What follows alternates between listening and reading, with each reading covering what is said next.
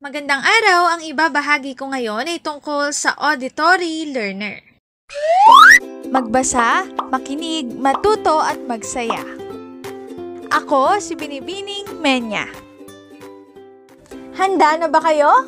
Tara na, umpisa na nating isa-isahin at pirapirasuhin ang mga detalyeng nakapaloob dito. Katulad ng binanggit ko kanina, ang ibabahagi ko ngayon ay tungkol sa auditory learner. Partikular na sa challenges of being an auditory learner.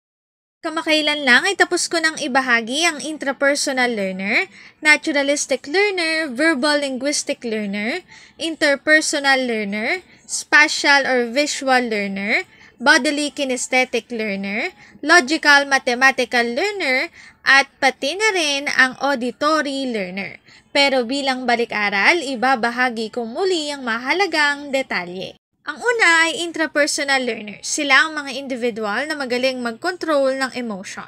Sila ay magaling din pagdating sa self-reflection. Ang ikalawa naman ay naturalistic learner. Sila ang mga individual na mahilig sa outdoor activities at magaling mag-identify ng animals and plants at sila ay tinatawag din bilang nature smart. Ang ikatlo naman ay verbal linguistic learner. Sila ang mga individual na magaling sa wordings. Kaya nilang masabi into words ang kanilang thoughts. Sila ay mahilig sa poetry at journalism. Sila ay maaaring tawagin din bilang word smart. Ang sumunod naman ay interpersonal learner. Sila ang mga individual na magaling makisalamuha, sila ay mahilig makipag-socialize, at sila ay tinatawag din bilang people smart.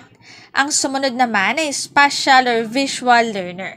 Sila ang mga individual na artistic, sila ay may talento sa photography, painting, at sculpting. Ang sumunod naman ay bodily kinesthetic learner. Sila ang mga individual na mahilig sa TikTok dahil marunong at magaling silang sumayaw. Sila ay mahilig sa sports at sila ay maaari ding tawagin bilang body smart. At kapag naman sinabi nating logical mathematical learner, sila ang mga individual na magaling sa math, magaling sa reasoning, at sila ay tinatawag din bilang number smart.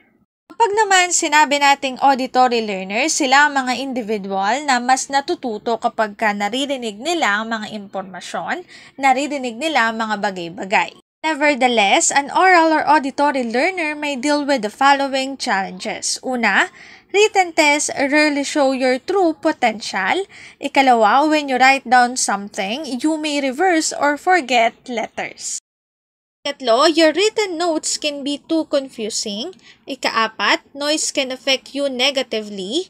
Sumunod, you may not like drawings, sketches, graphs, and charts. At panghuli, you can be too talkative. Ang link na ito ang aking source sa mga written information na makikita nyo sa bawat slides. Kung interesado kayo na magbasa pa, maaari nyong bisitahin ang website na ito. Challenges of being an auditory learner. Dito na nagtatapos ang aking pagbabahagi. Sana ay marami kayong natutuhan. Muli, magbasa, makinig, matuto at magsaya.